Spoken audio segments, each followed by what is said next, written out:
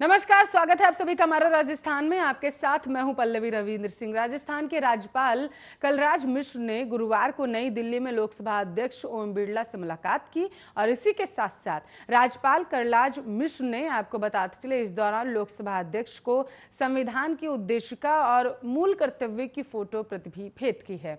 इससे पहले बुधवार को कलराज ने दिल्ली में पीएम नरेंद्र मोदी, गृह मंत्री अमित शाह, राजनाथ सिंह, राष्ट्रपति रामनाथ कोविंद और नितिन गडकरी से भी मुलाकात की थी और इस दौरान कलराज ने उक्त नेताओं से अलग अलग मसलों पर बात भी की थी। कलराज ने ट्वीट में लिखा था कि प्रधानमंत्री मोदी से शिष्टाचार भेंट हुई है और राजस्थान में संविधान जागरूकता के लिए विश्वविद्यालय में संविधान पार्कों के निर्माण, नई शिक्षा नीति के क्रियान्वयन के लिए उठाए जा रहे कदमों और उच्च शिक्षा में गुणवत्ता के लिए किए जा रहे प्रयासों व नवाचारों के बारे में जानकारी साझा की। बताते चले कि राज्यपाल कलराज मिश्र ने बुधवार को नई दिल्ली में रक्षा मंत्री राजनाथ सिंह से उनके निवास पर मुलाकात की थी। इस अवसर पर राज्य की प्रथम महिला सत्यवती मिश्र भी मौजूद रही थी और आपको बता दें कि राजस्थान के राज्यपाल कलराज मिश्र ने जीवन पर आधारित कॉफी टेबल बुक पर उठे विवाद की आज तक कांग्रेस तक पहुंच गए। गलत विरोधी नेता इस मुद्दे पर निशाना बनाते जा रहे हैं। आलकमान तक शिकायत पहुंचाई गई है कि जिस किताब का विमोचन मुख्यमंत्री अशोक गहलोत और विधानसभा अध्यक्ष डॉक्टर सीपी जोशी ने लोकसभा अध्यक्ष ओम बिरला के साथ किया, उसमें एक जगह भाजपा से जुड़ने की अपील की गई थी। किताब में लिखा गया है कि मिश्र का मानना है कि प्रधानमंत्री नरेंद्र मोदी और गृह मंत्री अमित शाह के समन्वय से देश के सामाजिक और आर्थिक विकास को नई गति मिलेगी।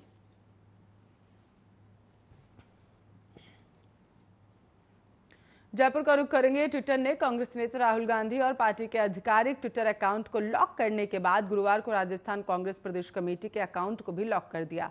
इस बीच कांग्रेस नेताओं ने संगठन से जुड़े विभिन्न नेताओं के ट्विटर अकाउंट लॉक करने के लिए सोशल मीडिया कंपनी की आलोचना की। कांग्रेस प्रदेशाध्यक्ष गोविंद सिंह डोटासरा ने संवाददाताओं से कहा कि पीसीसी राजस्थान के आधिकारिक ट्विटर अकाउंट को ब्लॉक कर दिया गया है। जानकारी के मुताबिक पार्टी नेता राहुल गांधी के अकाउंट को लॉक करने की आलोचना लगातार करने वाले ट्वीट की वजह से पार्टी का अकाउंट लॉक किया गया था। इससे पहले डोटासरा ने कांग्रेस नेताओं के ट्विटर अकाउंट को ब्लॉक किए जाने पर केंद्रीय सरकार पर आरोप लगाते हुए कहा था कि ट्विटर केंद्र सरकार के दबाव में काम कर रही थी। लोकतंत्र में यह बिल्कुल स्वीकार्य नहीं होगा। प्रदेश कांग्रेस प्रमुख ने कहा कि जो केंद्र सरकार की बात नहीं मानता है या उनकी गलत नीतियों का विरोध करता है, उस पर आयकर विभाग, एक्साइज विभाग, सीबीआई आदि के छापे डलवाना या केंद्र सरकार की आदत बन चुकी है। पेगासस जासूसी मामले पर डोटासरा ने दावा किया कि अब वह साबित होगा कि केंद्र सरकार की पेगासस के माध्यम से चाहे मीडिया हो, चाहे अधिकारी हो, चाहे पक्ष और विपक्ष के नेता हो, सबके जासूसी करा रही थी। यहाँ तक कि मोदी जी अपने नजदीकी के नेताओं की भी जासूसी करवा रहे थे।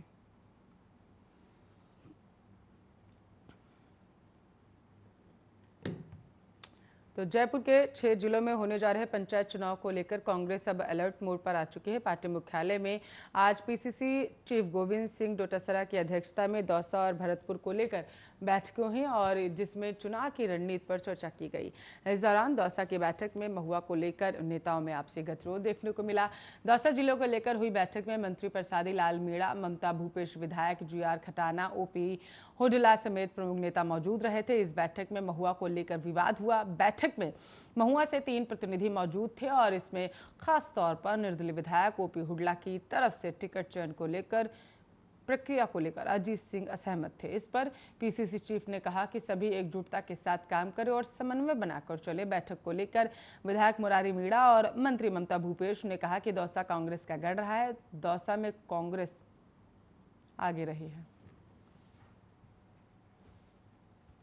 तो राजस्थान के बाड़मेर जिले में एक दलित नाबालिग लड़की के साथ दुष्कर्म का मामला उजागर होकर आ चुका है। 40 साल का एक शख्स लड़की को पहले पहाड़ों में ले गया, वहां बंधक बनाकर उसके साथ दुष्कर्म किया, फिर नाबालिग को बेहोश समझकर मारने की कोशिश भी की। फिलहाल आरोपी पुलिस की गिरफ्त से बाहर बताया जा रहा है। पुलिस फरार आरोपी की तलाश कर रही है। महिला सेल की उप अधीक्षक सीमा चोपड़ा ने इस घटना की पुष्टि भी कर दी है। पीड़िता के पिता के मुताबिक नाबालिग बकरी चराने जंगल की ओर गई थी। इसी दौरान 40 साल के भोपाल सिंह ने उसे बंधक बना लिया और पहाड़ों पर ले जाकर उसके साथ दुष्कर्म किया। इतना ही नहीं, आरोपी ने पीड़िता के गले में रस्सी डालकर मारने की भी उसे कोशिश की। पुलिस ने माता पिता की शिकायत पर भोपाल सिंह के खिलाफ पॉक्सो एक्ट के तहत मामला दर्ज कर लिया है। मामले का खुलासा उस वक्त हुआ जब नाबालिग लड़की काफी वक्त बीत जाने के बाद घर नहीं पहुंची तो परिवार के लोगों ने उसे ढूंढना शुरू किया। पीड़िता पहाड़ों पर बेहोश पड़ी थी। पीड़िता को वहां से उठाकर घर लाया गया। पीड़िता काफी डरी और सहमी थी। काफी पूछने पर पीड़िता ने अपनी आप बीती सुनाई। पीड़िता के पिता की शिकायत पर महिला थाना में मामला दर्ज करवाया गया और पुलिस आगे की कार्रवाई कर रही है।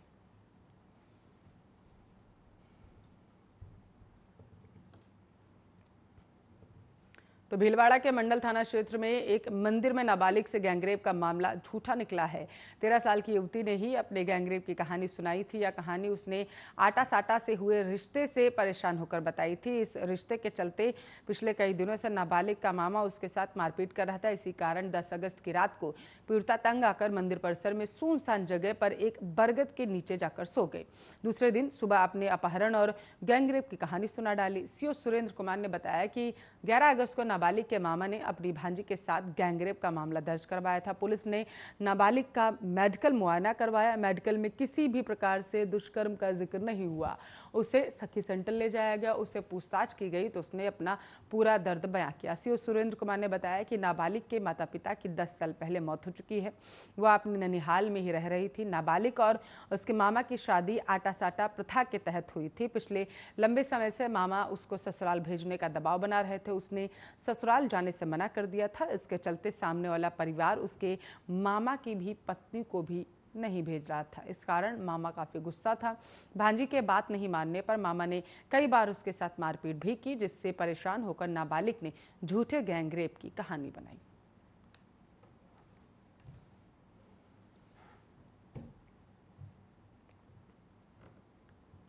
खबरों में आगे बढ़ेंगे। भीलवाड़ा के हमीरगढ़ थाना क्षेत्र में आने वाले कीरों के झोपड़े में आपसी रंजिश के चलते भतीजे ने अपने चाचा चाची की तलवार से निर्मम हत्या कर दी।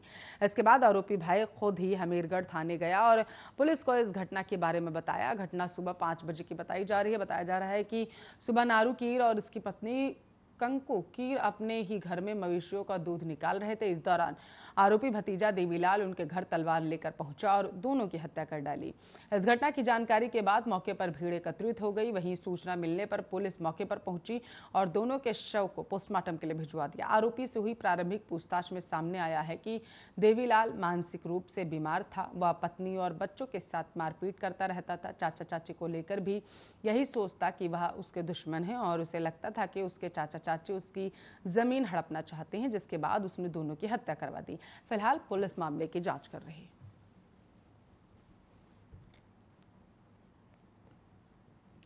तो जोधपुर शहर के महामंदिर चौराहा के पास मिठाई की दुकान से खरीदे मिर्ची बड़े में मरी हुई छिपकली का एक वीडियो सामने आया है। वीडियो में 2 युवक आपस में बात करते हुए छिपकली दिख रही है और आपको बताते चले आरोप था कि मिर्ची बड़े में से मरी हुई छिपकली निकली। जब मामला पुलिस तक पहुंचा तो सामने आया कि 2 युवकों ने झूठा वीडियो बनाकर 20,000 रुपये मांगे। इसके बाद महामंदिर थाने में मामला भी दर्ज कराया गया। थाना अधिकारी लेखराज सिहाग ने बताया कि एक वीडियो वायरल हुआ था।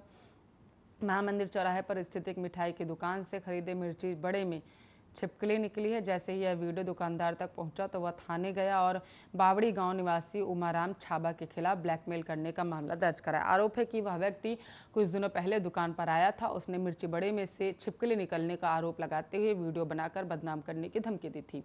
थाना अधिकारी लेखराज सिहाग ने बताया कि दुकान मालिक की ओर से रिपोर्ट दी गई है कि युवक ने मिर्ची बड़े में छिपकली डाल 20,000 रुपये की मांग की थी। मामला दर्ज कर जांच शुरू कर दी गई।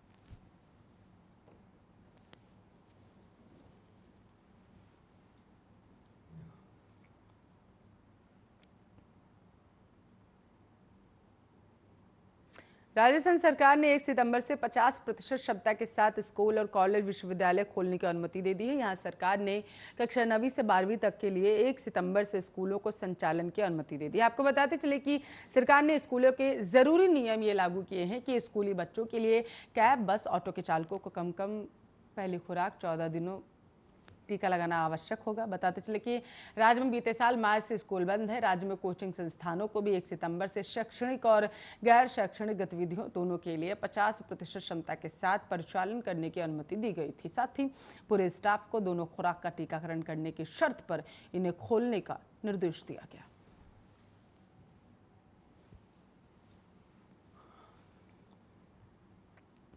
तो नागौर के ढेगाना में गुरुवार रात अज्ञात चोरों ने यह सुने मकान के ताले तोड़ 40 तोला सोना जो था और चांदी गहनों सहित लगभग 1 लाख रुपए के आसपास पैसों पर हाथ साफ कर दिया। पड़ोसियों को घर के ताले टूटे होने से संदेह हुआ तो घटना का पता चला। तुरंत ही मकान मालिक को सूचना दी गई। सुबह मकान मालिक के पहुंचने के बाद पुलिस की मौजूदगी में जब घर में घुसे तो चारों तरफ सामान बिखरा पड़ा था और बक्सों में रखी 40 तोला सोना और 2 किलो चांदी के गहने और लगभग 1 लाख रुपए के आसपास नकदी गायब थी। डेगाना पुलिस थाने में अज्ञात चोरों के खिलाफ रिपोर्ट दर्ज की ली गई है और पीड़ित मकान मालिक डेगाना निवासी राधेश्याम पारिक के 2 बेटे भी हैं। एक बेटा जोधपुर और दूसरा बेटा अजमेर में रहता है। राधेश्याम पारिक अपनी पत्नी के साथ 5 दिन पहले हरियाली अमावस्या पर घूमने के लिए पुष्कर गए हुए थे। इसके बाद अजमेर में निर्वाचन आयोग में कार्यरत बेटे रवि पारिक व उसकी बहू खुशबू पारिक से मिलने अजमेर रुक गए। इसी दौरान गुरुवार रात में उन्हें अपने पड़ोसी से घर के ताले टूटे होने और खिड़की के टूटे होने की जानकारी मिली। जब वे घर में पहुंचे और पुलिस की मौजूदगी में अंदर घुसे तो घर का सारा सामान बिखरा मिला और बक्सों में रखी 40 तोला सोना और 2 किलो चांदी के गहने सहित लगभग 1.5 लाख रुपए के आसपास भी गायब था। अज्ञात चोर घर के मेन गेट का ताला तोड़ अंदर घुसे पर वो कमरे का ताला नहीं तोड़ पाए, जिसके बाद उन्होंने कमरे के रोशनदान को तोड़ा और रोशनदान के सहारे कमरे में घुस आए और चोरी की घटना को अंजाम दिया। फिलहाल पुलिस ने मामला दर्ज कर लिया है। आगे की जांच की जा रही है।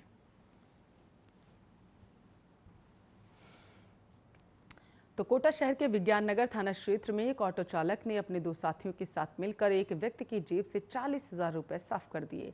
ऑटो चालक ने मदद करने के बहाने कैटल गार्ड को ऑटो में बिठाया, फिर गली में घुमाकर कुछ दूर चौराहे पर छोड़ दिया और ऑटो लेकर फरार हो गया। पीड़ित कैटल गार्ड ने जब अपनी जेब चेक की तो जेब में रखे 40,000 रुपए गायब थे। पीड़ित ने मामले में थाने में पहुंचकर शिकायत दर्ज कराई है। पीड़ित ने बताया है कि वो बैंक से सैलरी के 30,000 रुपए निकलवा कर लौट रहे थे। ऑटो में उतरकर एरोड्राम पहुंचे और यहां से नए बस स्टैंड की ओर पैदल जा रहे थे। रास्ते में एक ऑटो चालक ने उनको रोककर पूछा, कहां जा रहे हो? पीड़ित गार्ड ने नए बस स्टैंड जाने की बात कही। इस पर ऑटो चालक ने बिना पैसे लिए नए बस स्टैंड पर छोड़ने की बात कही और मदद करने की बात कहकर ऑटो में बिठा लिया। ऑटो में पीछे की सीट पर 2 युवक और बैठे थे। ऑटो चालक ने गली में घुमाकर मोटर मार्केट की तरफ से झालावाड़ रोड स्थित पेट्रोल पंप के पास उतार दिया और बताया कि झालावाड़ जाने वाली बस यहां से मिल जाएगी। यह कहकर ऑटो चालक अपने साथियों के साथ फरार हो गया। पीड़ित ने जब जेब चेक की तो जेब में रखे 40,000 रुपए गायब थे। गफूर खान ने बताया है कि बैंक से सैलरी के 30,000 रुपए निकलवा कर आया था। 10,000 पहले के पड़े थे। फिलहाल पुलिस ने मामले में तहरीर के आधार पर मुकदमा दर्ज कर लिया। आगे की जांच की जा रही है।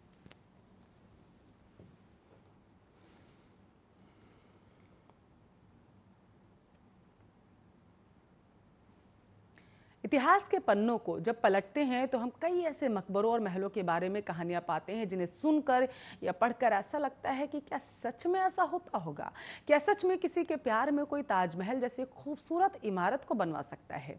लेकिन ये सब कुछ सच है और इन्हीं सच में से एक सच और भी है, जो है दुधिया संगमरमर से बना शाही स्मारक, जो सूरज की रोशनी से और ज्यादा खूबसूरत हो जाता है। इस रिपोर्ट में विस्तार से जानिए।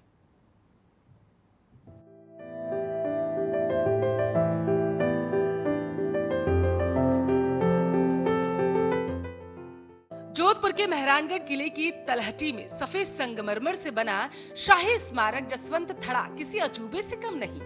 इसे मारवाड़ का ताजमहल भी कहा जाता है। सफेद संगमरमर से बना होने के कारण ही इसे ताजमहल की संज्ञा दी गई। खास बात यह है कि दोनों ही जगह लगा पत्थर राजस्थान के मकराना का ही है। जसवंत थड़ा की दीवारों में लगी संगमरमर की कुछ शिलाएं ऐसी भी हैं जिनसे सूर्य की किरणें आर पार जाती हैं। सूर्य की पहली किरण के साथ इस स्मारक की सुंदरता देखते ही बनती है। सफेद दुधिया रोशनी में कला का बेजोड़ नमूना बेहद खूबसूरत नजर आता है। यहाँ पास ही एक झील भी है जो जसवंत थड़ा को और भी सुंदर बना देती है। लगभग 19वीं शताब्दी में जोधपुर के राज परिवारों के दाह संस्कार के लिए इस स्मारक को बनवाया गया था। इसे जोधपुर के 33वें राठौड़ शासक जसवंत सिंह द्वितीय की याद में उनके उत्तराधिकारी महाराजा सरदार सिंह ने बनवाया था। यहाँ महाराजा सुमेर सिंह, महाराजा सरदार सिंह व महाराजा उम्मेद सिंह व महाराजा हनवंत सिंह के स्मारक हैं। यहाँ महारानियों के स्मारक भी हैं। तो वहीं 2 वर्ष पूर्व राजघराने की राजमाता कृष्ण कुमारी का अंतिम संस्कार भी इसी जगह पर किया गया था। मेहरानगढ़ की तलहटी में स्थित इस स्मारक में दुधिया संगमरमर की नक्काशीदार जालियां हैं, जो कंगूरे राजस्थानी और मुगल शैली का मिश्रण बताया जाता है। मुख्य स्मारक एक मंदिर के आकार में बनाया गया था। जसवंत थड़ा के आर्किटेक्ट बुद्धमल और रहीम बख्श थे। इनके निर्माण में कलात्मकता का पूरा ध्यान रखा गया था। जसवंत थड़ा के मुख्य अहाते में घुसने के लिए 2 बार सीढ़ियां चढ़नी पड़ती हैं। सामने की ओर निकले बरामदे मुगलों से प्रभावित हैं। लगभग 1899 में बने इस स्मारक पर 2,84,678 रुपए खर्च किए गए थे। इसे साल 1899 में जोधपुर के महाराजा जसवंत सिंह द्वितीय की याद में उनके उत्तराधिकारी महाराजा सरदार सिंह ने बनवाया था। इससे पहले दाह संस्कार मंडोर में होता था। इसके लिए जोधपुर से लगभग 250 किलोमीटर दूर मकराना से संगमरमर का पत्थर मंगवाया गया। इसके पास छोटी झील भी है जिसे देव कुंड कहा जाता है। इस देव कुंड को महाराजा अभय सिंह ने बनवाया था। इसके पास महाराजा सुमेर सिंह, महाराजा सरदार सिंह, महाराजा उन्मेष सिंह व महाराजा हनवंत सिंह भी है। पर्यटक स्मारक के अंदर तत्कालीन राजाओं की तस्वीर देख सकते हैं। जसवंत थड़ा के पास बने जलाशय का इस्तेमाल शाही रीति रिवाजों के लिए किया जाता था, लेकिन अब यहाँ ऐसा कुछ नहीं होता। आपको बता दें कि इस ऐतिहासिक धरोहर की सीढ़ियों पर स्थानीय लोक संगीत कलाकार पर्यटकों का स्वागत करते हुए नजर आते हैं।